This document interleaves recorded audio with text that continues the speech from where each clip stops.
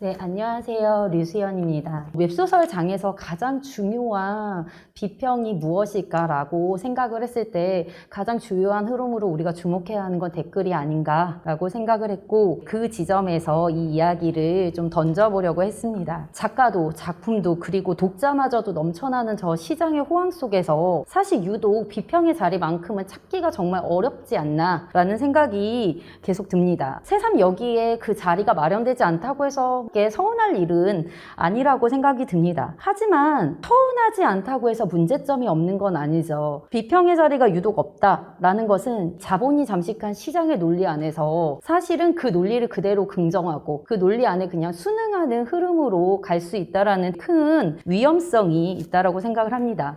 일단 웹소설이라는 것 그리고 웹 플랫폼이라는 것이 등장하면서 가장 큰 변화는 작가라는 존재가 대단히 신비스러운 존재가 더 이상 아니라는 것이 가장 큰 변화가 아닐까라고 생각을 합니다. 그 이유를 놓고 보면은 등단 절차가 달라진 것이 가장 크다라고 생각을 했는데요. 웹소설은 기존 문단의 등단 절차는 전혀 다른 루트로 등장을 했습니다. 사실 굉장히 자유롭다라고 생각하지만 작가는 엄밀히 말해서 굉장히 무거운 책임 속에 던져지는 건데요. 그 어떤 지지도 없이 그냥 시장의 논리 안에 자신과 작품을 내맡기는 그런 상황이 되고요. 사실 그 과정에서 그 어떤 책임의 분산화도 이루어지지 않습니다. 결국 웹소설 작가라는 분들은 오로지 작품 그 자체로 독자와 만나야 하는, 그런데 이 만남의 공간이 철저한 자본에 의해서 움직이는 시장이라는 그런 한계점을 가지고 있습니다. 그런데 지금 웹소설 환경에서 놓고 보자면 작가의 창작 과정에 가장 밀접하게 개입되는 사람들이 독자이고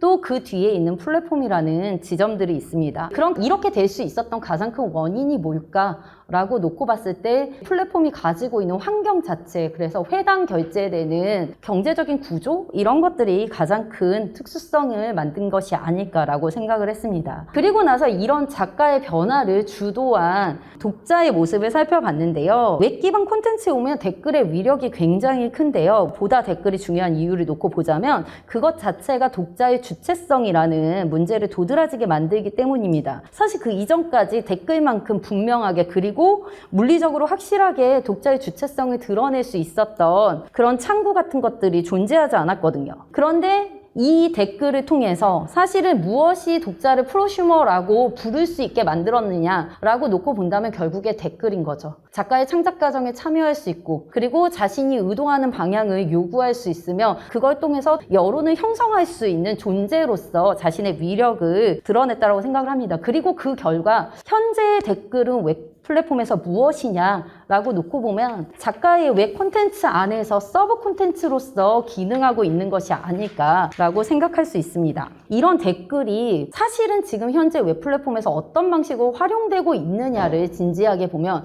독자의 주체성이라는 이름으로 그리고 프로슈머라는 이름으로 시작되지만 사실 굉장히 상업적으로 활용되고 있는 측면이 많습니다. 특히 1차적으로 댓글은 작품의 독자를 견인하는 밴드웨건 효과를 톡톡히 하고 있는데요. 해당 회차를 구매할 것인지 말 것인지를 결정하는 판단의 증거로 삼습니다. 그리고 댓글을 통해 드러나는 취향이라는 문제 역시 한 작품을 읽을 것인지를 가늠하게 하는 굉장히 중요한 잣대가 됩니다. 또한 댓글 자체가 또 다른 콘텐츠로서 읽기의 대상이 되기도 합니다. 이런 점을 놓고 본다면 댓글이라는 게 결국 독자가 가장 적극적으로 여러 가지 웹 콘텐츠를 가장 적극적으로 소비하는 행위 가운데 하나라고 말할 수 있습니다. 특히나 웹 콘텐츠 안에서는 회당으로 결제되는 시스템 때문에 작가와 독자 사이의 위계를 결정적으로 전환시키는 면모가 있습니다. 왜냐하면 댓글 자체가 결제 여부를 만들어내는 힘이 되기 때문인데요. 그런데 사실 진짜 문제는 여기에 있지 않나라고 생각을 합니다. 댓글을 통해 평가되어 여론을 형성하는 PC는 과연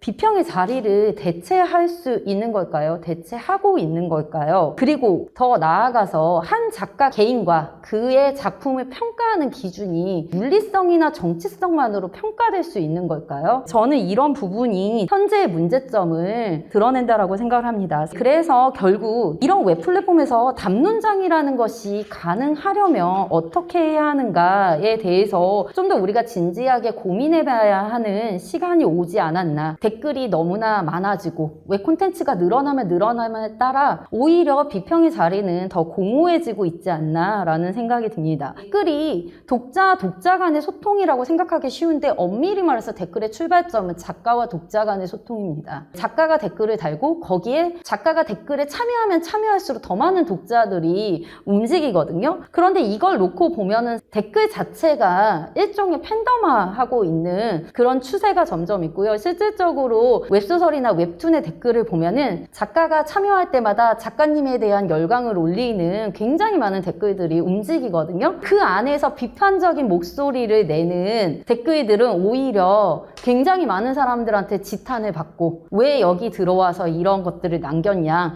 라는 말을 듣기가 굉장히 쉬워집니다. 그래서 작가 독자 간의 관계가 일종의 팬덤을 구성하게 되면 결국에는 그 사이에 비판적인 관점, 비평적인 관점이라는 것은 끼어들기 어렵게 되는 것입니다. 또한 다른 측면에서 댓글의 휘발성 역시 문제가 된다라고 생각을 하는데요. 사실 양질의 댓글이 축적되는 것은 웹 플랫폼 산업 자체에서는 그다지 큰 의미가 없습니다. 중요한 것은 작품으로 독자가 유입될 수 있는 양적인 인기의 척도를 보여주는 것입니다. 결국 현재 웹 플랫폼 내에서 댓글은 상업적으로 이용되면서 파편적으로 축적되고 빠르게 휘발되면 휘발될수록 오히려 산업을 더 발전시키는 그런 동력으로 활용되고 있는 측면이 있다고 생각을 합니다. 그렇다면 현재 웹 플랫폼 안에서 비평적 담론을 형성한다라는 것이 가능한 일인가? 그냥 평론가들이 여기에 대해서 논하면 저절로 담론장이 생기는 걸까? 라고 했을 때 그것은 또한 아니라고 생각을 합니다. 그렇다면 이 댓글에 순기능을 만들기 위해서 가능할 수 있는 것들이 무엇일까? 라고 생각해 봤을 때 어쩌면 가장 쉽게 생각할 수 있는 건 현재의 독자가 주체적으로 목소리를 낼 수 있는 댓글이 아닌 또 다른 장들이 마련되어야 하는 게 아닐까. 그냥 가장 쉽게 생각할 수 있는 건 과거에 많은 잡지들이 활용해왔던 독자란 같은 감상평을 적을 수 있는 이런 란들을 좀 생각해 볼 수 있을 것 같은데요. 최소한 댓글의 휘발성을 막아낼 수 있는 방법이 될 수도 있을 거라고 생각을 합니다. 그럼에도 불구하고 일단 장이 마련되는 건 굉장히 긍정적인 의미가 있다고 생각을 하는데요. 결국 이런 담론장이 형성된다면 프로슈머로서 웹소설의 성장을 견인해온 독자들이 또 다른 비평적 프로슈머로 재탄생할 수 있지 않을까. 웹소설이 그 자체로 비평이 될 수 있다면, 그리고 문학적, 더 나아가 미학적 가치에 될 수 있다면 그 방향을 어디에서 찾을 수 있을까라고 놓고 보면 사실은 트랜스미디어적인 향유 그 자체에서 찾아야 하지 않을까라고 생각을 합니다. 따라서 하나의 웹소설이 가지는 가치를 텍스트만으로 바라보는 관점은 이제 온전한 의미를 찾기 어렵지 않을까라고 생각을 합니다. 더 나아가 그것을 소비하는 독자들에 의해 진행되는 트랜스미디어적 향유 방식을 문제 삼지 않을 수 없습니다. 따라서 무엇보다 웹을 기반으로 창출되는 이 방대한 재생산을 어떻게 가치 평가할 것인가, 이게 앞으로 웹 플랫폼 안에서 비평이 작동해야 하는 영역이 아닐까라고 생각을 합니다. 어쩌면 출발은 웹소설이 문학이기 때문에